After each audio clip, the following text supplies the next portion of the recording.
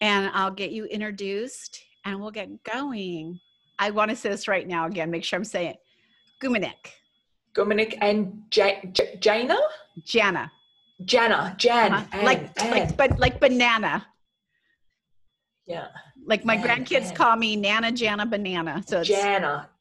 Yeah. Jana. Tuck that in. Jana. Okay, so Lisa. Oh, hang on. Actually, let me just get my lighting a little bit better. I know my gardeners are going to probably pop in, start mowing my lawn. I would just get some other lighting. Hang on.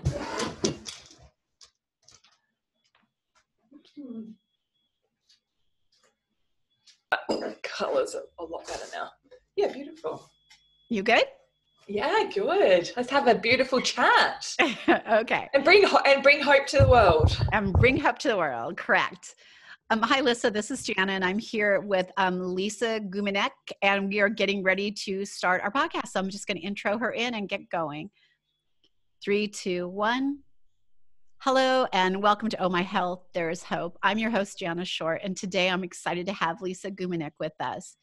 If you were with me, this is her speaking. So if you were with her back in 2013, you see a woman who thought she had it all.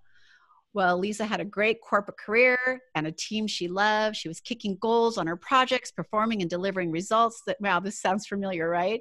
She won Staff Member of the Year and Outstanding Achievement Awards and married the man of her dreams. She was on top of the world and was unstoppable, or so she thought. And now we're going to hear her story. I'm so excited because she sounds like a superwoman, right? Thank you so much for being with us today, Lisa.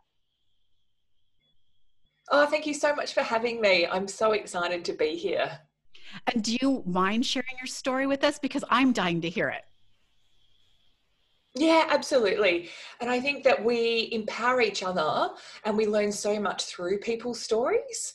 And I've learned a lot through other people's stories, and it's helped me on my own journey. So yeah, absolutely. What you were saying earlier in terms of, what was happening for me in terms of me being on top of the world, that's exactly where I was at. I felt like I was invincible. I did feel like I was superwoman. The day after I won those awards, I was doing this really, really big cycle.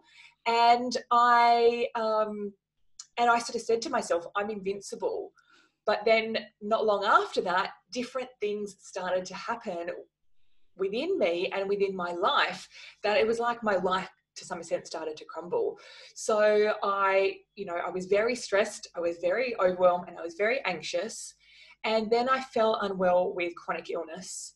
And because I didn't know how to process my emotions, I didn't know what's, being spiritually sort of connected was, I wasn't balanced nutritionally. So that mind, body, spirit, all of those components were all out of balance for me.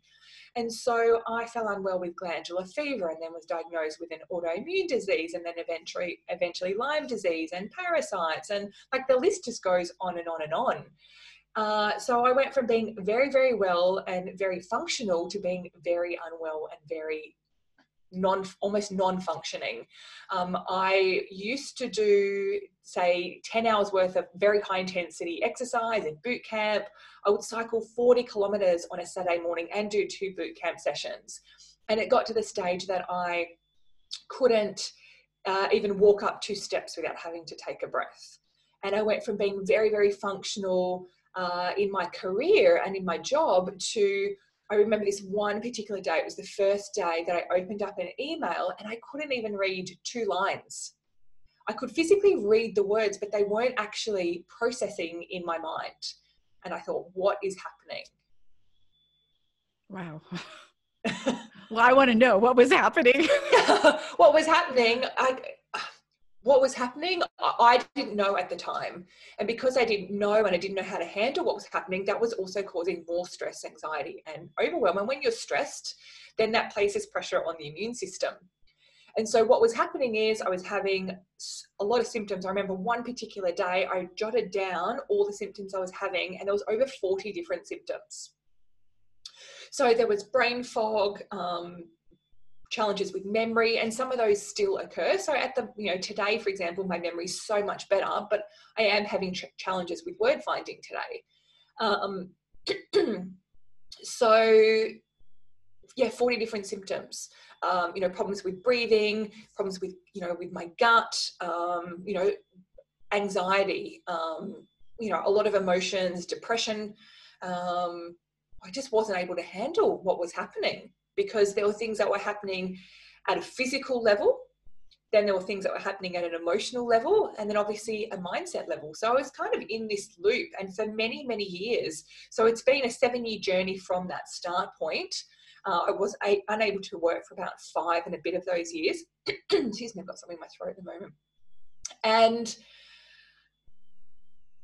so unable to work for a long, long period of time. And I was just stuck in illness, completely stuck in illness. Wow. That's a lot to go on, considering what you told me at the very beginning makes me understand that you are a control freak about your health, your business. And when things start slipping out of our control and we don't have an answer, like, it is worse. That's so stressful, because you're like, if I just knew, I could fix this, right? And then it's the thought of not knowing it. Yeah. And it going on. And it's craziness, and it puts a lot of stress on you. So how did it go from there? Yeah, I think just to make a comment in terms of control, my work was very controlling. I was a trainer, I was into business processes. So everything that I had done was all about structure and controlling things.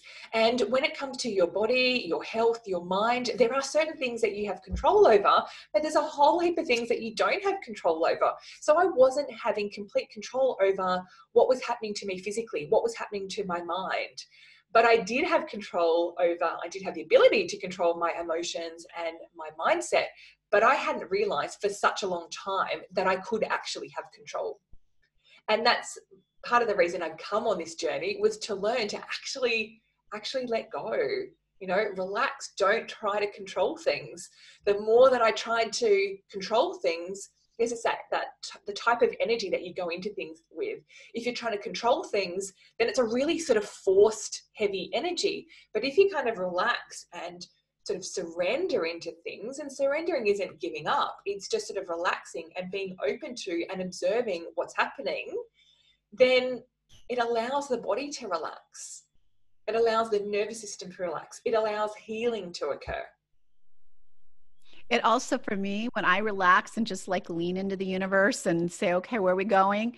It opens my eyes to so much going around me, because I'm not controlling the situation. I'm not like from step A to step B to step C, because on the way to step A, I'm so functioned on and looking forward to getting to step B that I miss all that stuff that is in between, because I know I finished A, now I go to B. When I'm done with that, I'll go to C. And sometimes on our journey, some of the best things ever are in between those steps.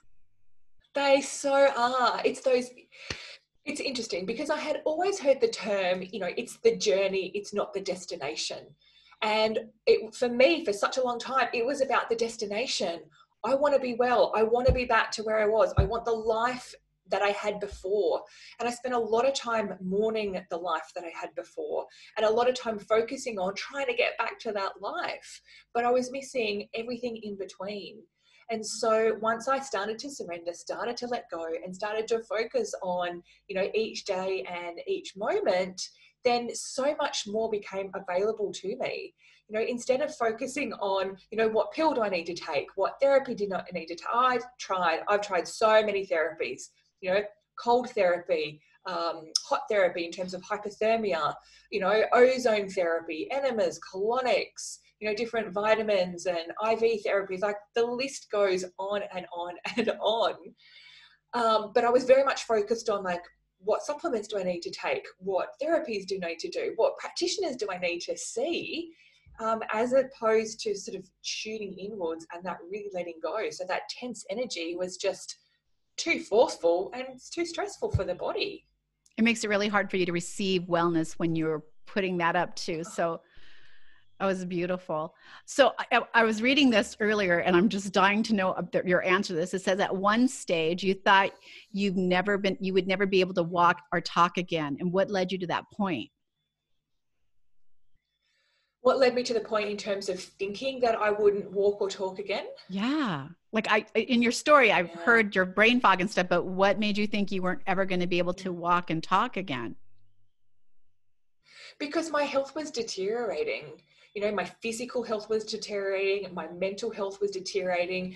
And at one stage, I remember that, you know, I had about a 5 or 10 second window of retaining memory. So I remember I was living in a particular house, and I had my phone with me, and I would go from the kitchen into the bedroom. So it was the kitchen, living room, and 3 bedrooms down. And I would walk really, really slowly, and I'd walk into my bedroom with my phone.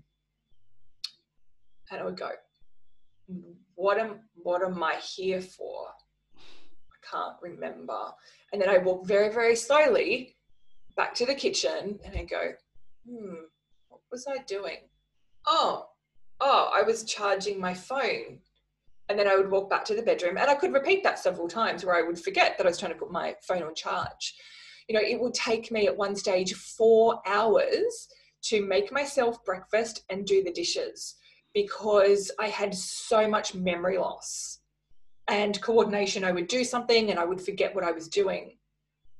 So this in itself causes obviously a lot of stress and a lot of anxiety and a lot of overwhelm. So it's like this vicious circle.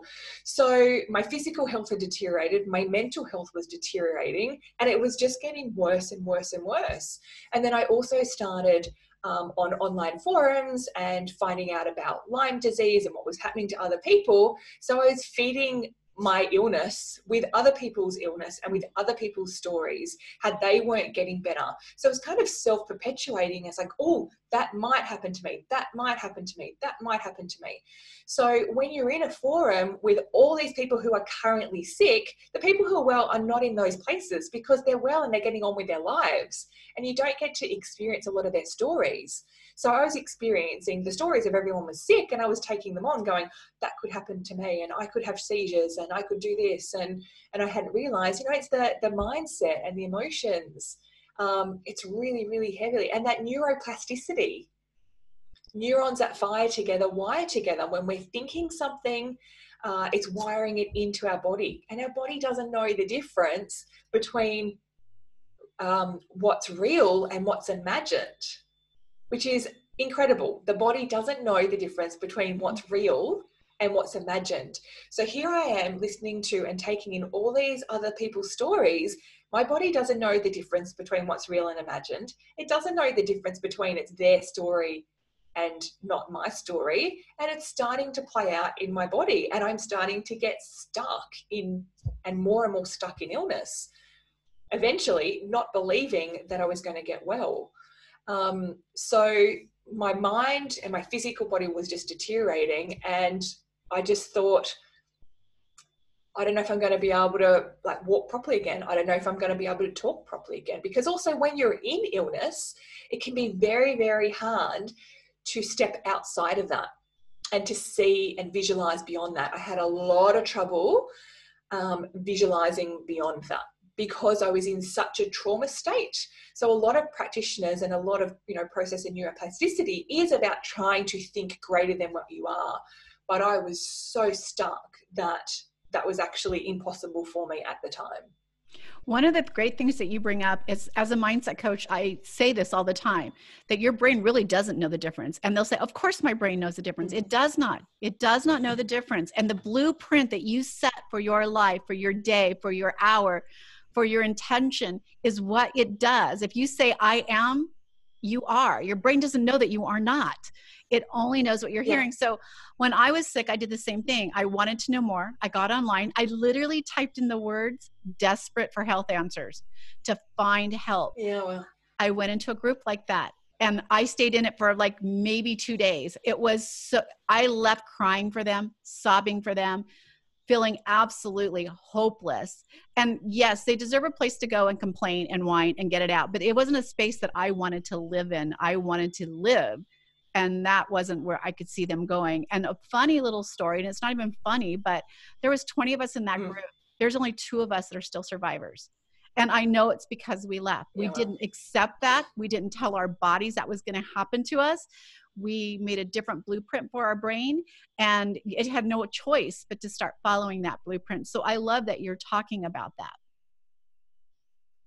Yeah, it's so important. And Jana, It is so important because, and getting the message out is really important because people don't know. I didn't know.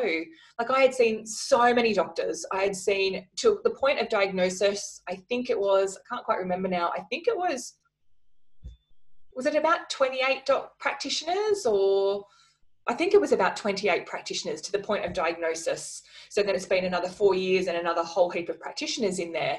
And I remember at one stage a practitioner said, oh, I think that you need to explore, like your emotions and go and speak to someone about it.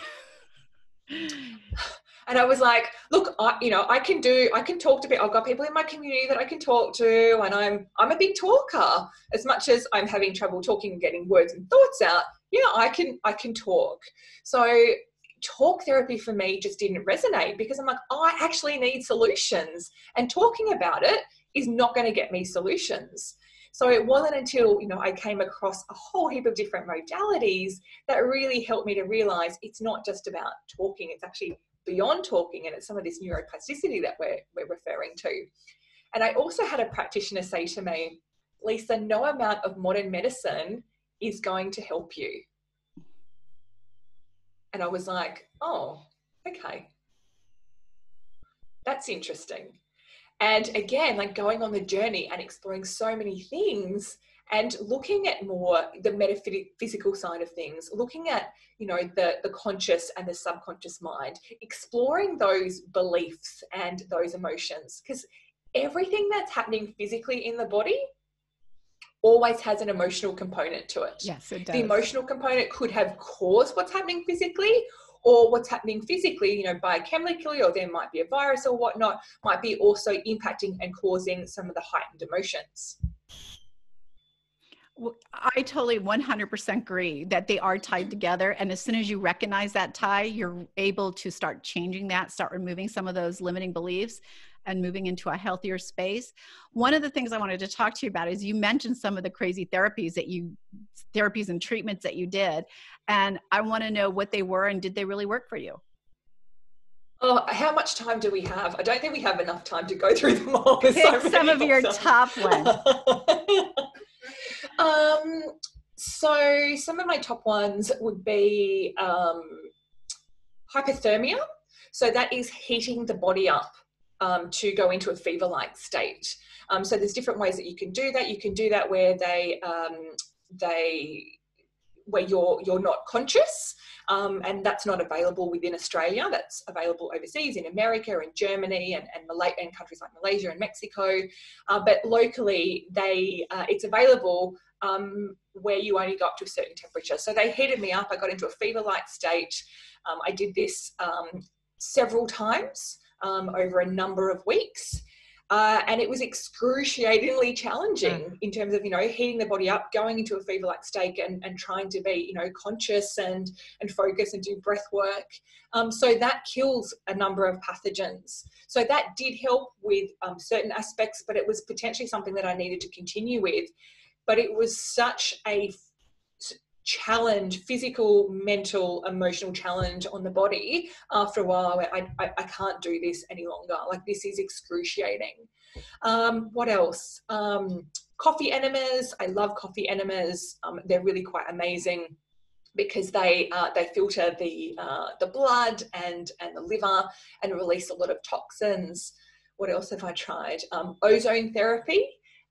So that is rectal ozone therapy, so ozone going into the body again to help detox and clear some pathogens, bring some sort of oxygen into the body.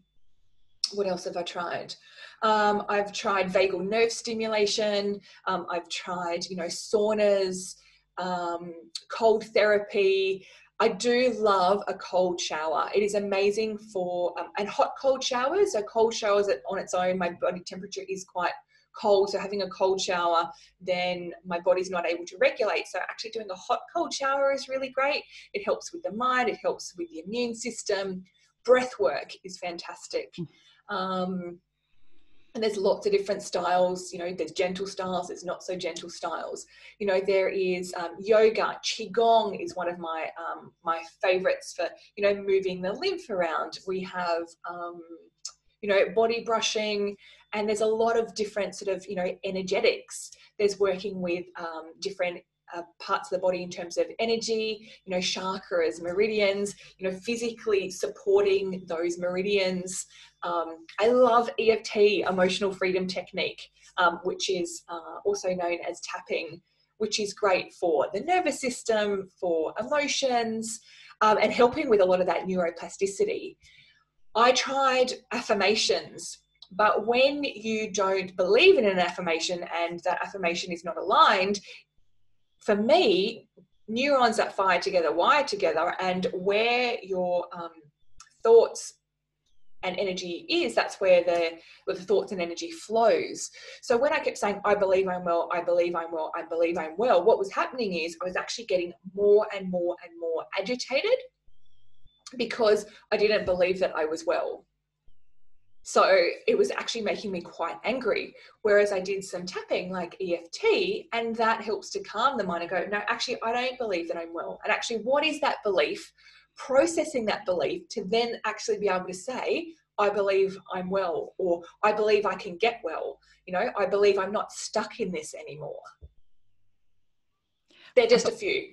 I love that. And by the way, I use tapping all the time. I use it when I have to go on stage, when I have big things. It helps center me, focus me, and just releases anything that might be holding me back.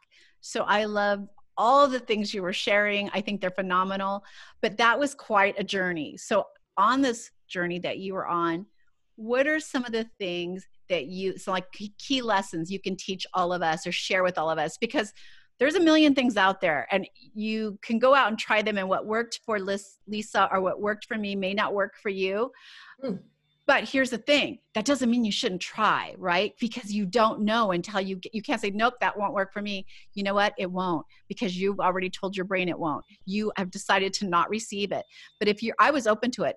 If I went to Lisa and said, I'm dying, I'm desperate, what can I do? And she says, well, go out in my farmyard and grab some chicken poo, and I want you to rub it up your face and get it in your nostrils. I would have said yes, because I did not want to die. I would have said, yes. Well, okay, I'll go. Yeah. And I would have tried it. And would it work? Probably not. I don't know. But I was open to receiving any kind of healing. I was just a magnet pulling whatever would come in. So if someone says to you, try cold therapy, try hot therapy, and you immediately say, no, that won't work for me. You just told your brain it doesn't know, right? If it's real or not. And it's already decided this isn't going to work for me. So what are some of the key things that you learned on your journey? Some of the lessons, what would you suggest? What would you say? I don't know. Yeah, there are so many amazing things. The first thing that I would say, and it's actually something I would say to myself in hindsight, is stop, slow down, stop trying to, we spoke about it earlier, stop trying to control the situation, stop trying to find structure within it, and actually just stop and take a step back. And just start to, if someone said, stop, take a step back, listen to yourself, and I heard that, I didn't know what that meant. So finding some practitioners that can help and support you. If you feel stuck, then often you need help and support to get out of that. So I wish that I had come across practitioners, and I wish I'd come across myself now, knowing what I know now, knowing, the practitioner that I am now. I wish I had come across someone like me to actually help me to get out of that being unstuck in a way that was so much quicker. It took me, 6.5 years to get to that point. So if some of this seems too far away, then seek some help and support. But I think it's really important to know, it's I guess the title of your podcast, there is hope. Hearing other people's stories and journeys. And, your podcast is amazing in that regard, because it gives people the opportunity to, see, hear, feel that there is hope. If you're doing something and it's not working, then try something else. There are so many people that I come across that work with me, and they come to me and they have been doing the same thing with the same practitioners for many, many, many years, and they're not getting any results. And you would experience that with yourself and with your practice in terms of, all the mindset work that you do.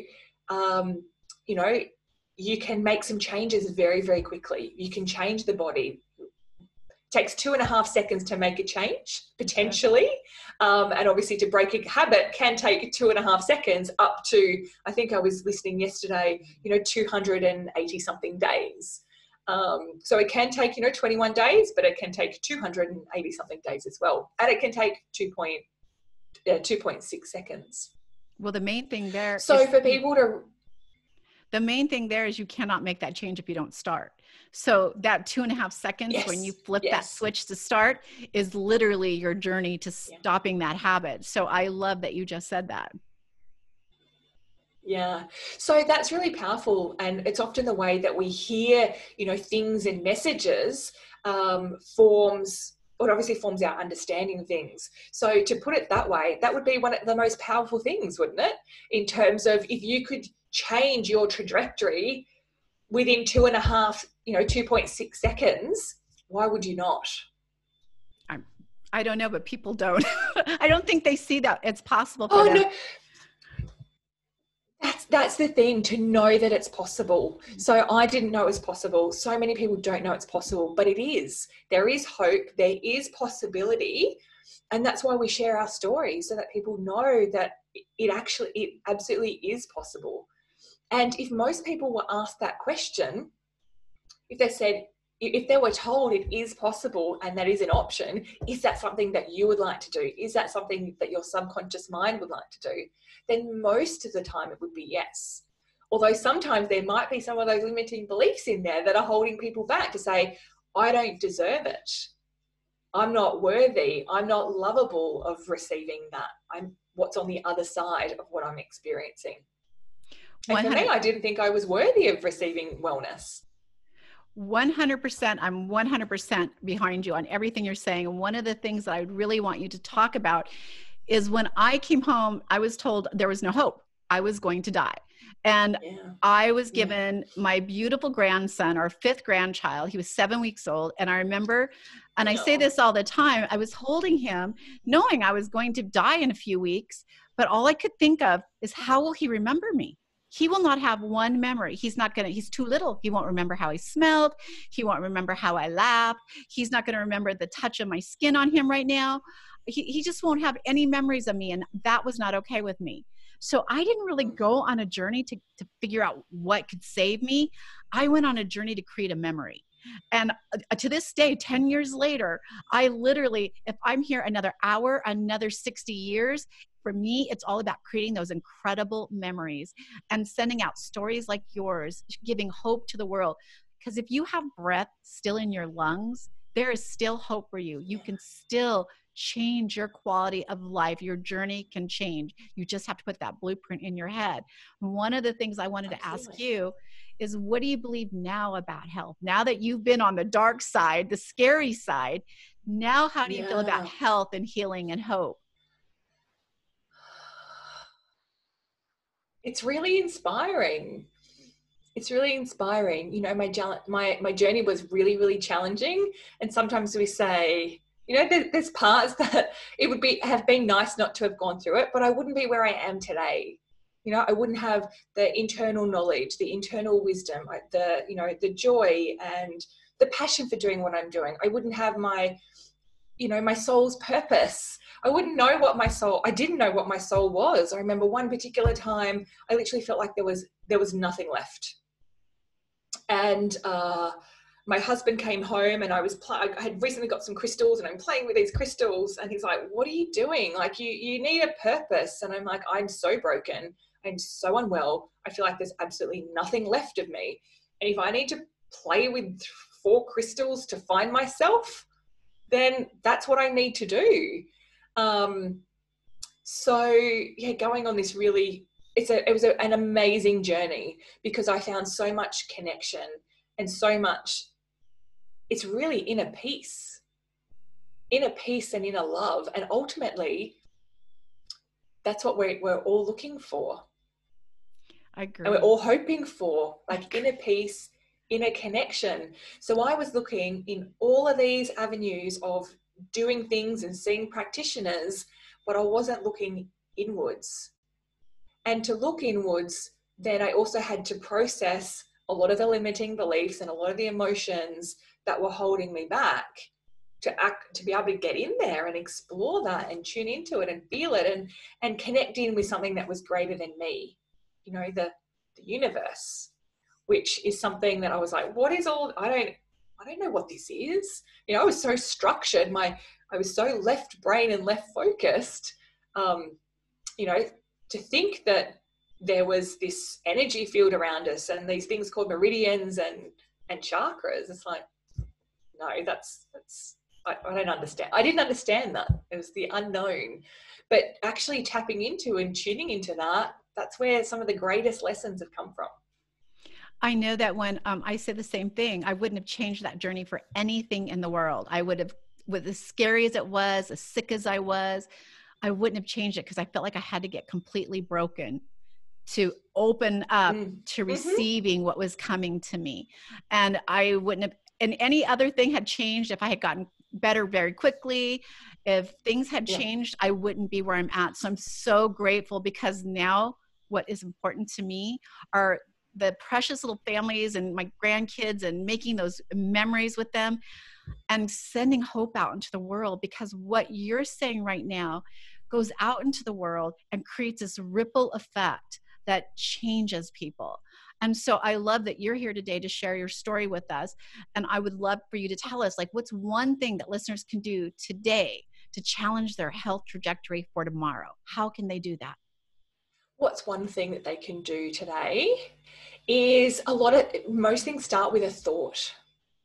Like if we break it down, there's a things start with a thought, which then becomes a belief, then you have emotions and feelings, then you take action or have a certain behavior, and then that results in a certain outcome. So we talk about that 2.6 seconds is change a thought, think something differently, say something differently to your brain. If you don't have hope, then say I'm open to hope. Or hope is I'm open coming to to what. me. Yeah, hope is coming to me. Like, what is it that you're open to? I I'm think that open to receiving hope. I think that is so beautiful. And you just really nailed it. What a beautiful thing to change one thought in your head. It's so easy to do. And if you can change that one thought, your body doesn't know, your mind doesn't know that that's not coming. It believes it is. And then pretty soon those beliefs come into action.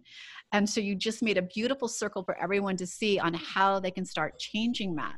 Change that one little thought. We were just working with some people that were struggling to lose that last 10, 15 pounds. And what kept coming out of their mouth is, I can't eat that. Like, we can't have this. I can't have sugar. Like, can you just say, I don't eat sugar?